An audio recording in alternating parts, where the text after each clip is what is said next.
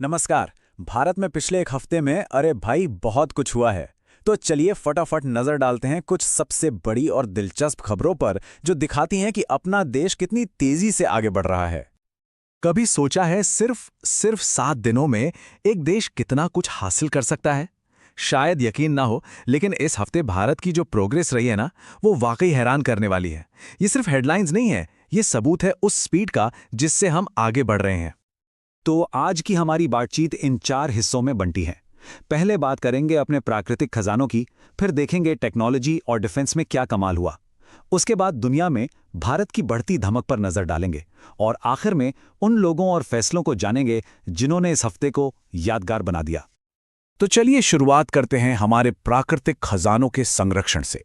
इस सेक्शन में हम जानेंगे उन बड़े कामयाबियों के बारे में जो हमारे पर्यावरण और वन्य जीवों को बचाने के लिए इस हफ्ते हासिल हुई हैं। 93 ये सिर्फ एक नंबर नहीं है, ये है भारत में रामसर साइट्स की नई टोटल संख्या। रामसर साइट्स मतलब वो वेटलैंड्स जो हमारे इकोसिस्टम के लिए बेहद जरूरी हैं। और जानते हैं सबसे बड़ी बात क्या है? इस नंबर के साथ भारत अब पूरे एशिया में टॉप पर है, सबसे ज्यादा रामसर साइट्स वाला देश। और ये जो टॉप का मुकाम मिला है ना, वो मिला है बिहार की 2 नई जगहों के जुड़ने से। एक है बक्सर का गोकुल जलाशय और दूसरी है पश्चिम चंपारण की उदयपुर झील। वाकई ये दिखाता है कि एशिया में पर्यावरण संरक्षण को लेकर भारत कितना सीरियस है। अच्छा, अगली खबर एक बहुत ही प्यारे समुद्री जीव से जुड़ी है, डुगोंग। अब सवाल यह कि डुगोंग आखिर है क्या? इसे समुद्री गाय या सी काऊ भी कहते हैं। ये बहुत ही शांत जीव हैं और इनकी आबादी थोड़ी खतरे में है, वल्नरेबल कैटेगरी में आती है। मतलब इन्हें बचाना बहुत जरूरी है। और इसी से जुड़ी एक जबरदस्त खबर आई है। IUCN, जो कि एक ग्लोबल संस्था है, तमिलनाडु की पाक खाड़ी में भारत के पहले डुगोंग कंजर्वेशन रिजर्व को मान्यता दे दी है।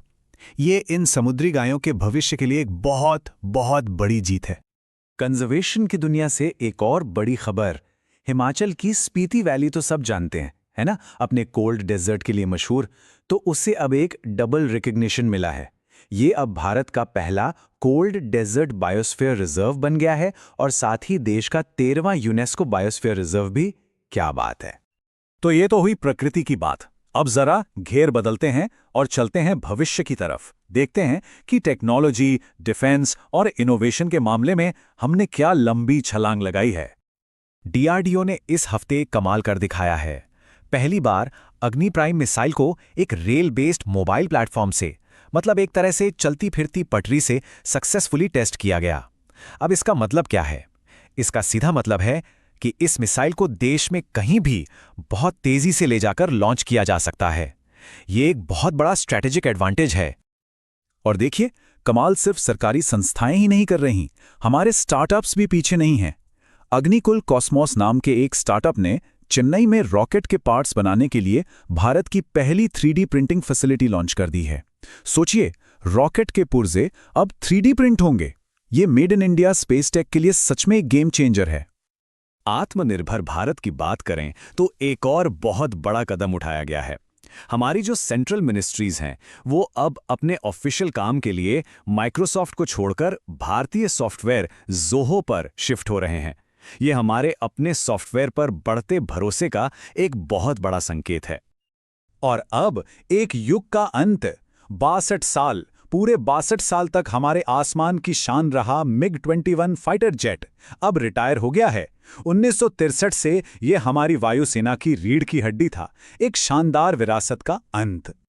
तो ये ताकत सिर्फ देश के अंदर ही नहीं है, बल्कि दुनिया भर में भी दिख रही है। अब चलिए देखते हैं कि स्पोर्ट्स, डिप्लोमेसी और इकोनॉमिक्स में भारत का दबदबा कैसे बढ़ रहा है। अपना UPI तो सब इस्तेमाल करते हैं, है ना? अब ये पूरी दुनिया में छा रहा है। Bhutan, Nepal, Singapore, France, UAE। इस लिस्ट में अब एक और नाम जुड़ गया है, कतर। जी हां, कतर UPI अपनाने वाला 8वां देश बन गया है। यह है भारत की डिजिटल पावर। और अब क्रिकेट। भारत ने एशिया कप 2025 जीत लिया है।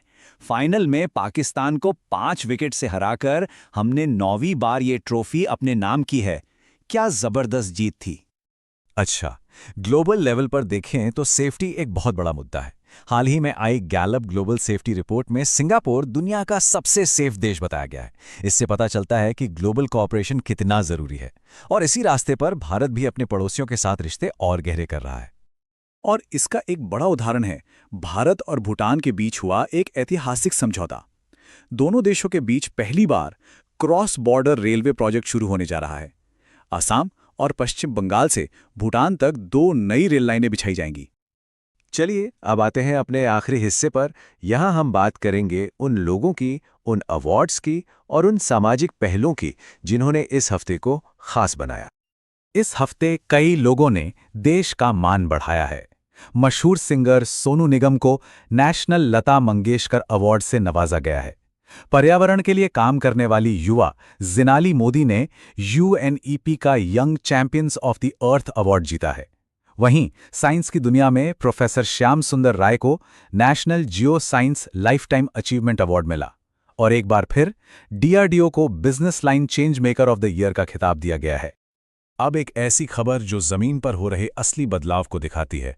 छत्तीसगढ़ का बालोद जिला आधिकारिक तौर पर भारत का पहला बाल विवाह मुक्त यानी चाइल्ड मैरिज फ्री डिस्ट्रिक्ट बन गया है। ये सिर्फ एक घोषणा नहीं है, ये हजारों लड़कियों के बेहतर भविष्य की गारंटी है। एक बहुत बड़ी उपलब्धि। और लिटरेचर की दुनिया से भी हमारे लिए गर्व की बात है।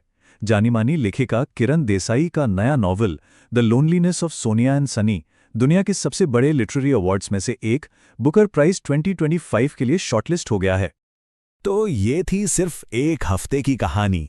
पर्यावरण बचाने से लेकर टेक्नोलॉजी में छलांग लगाने तक और दुनिया में अपनी पहचान बनाने तक, ये दिखाता है कि देश लगातार आगे बढ़ रहा है, रुक नहीं रहा है। अब सवाल बस यही है कि अगला हफ्ता अपने साथ कौन सी नई कहानी लेकर आएगा।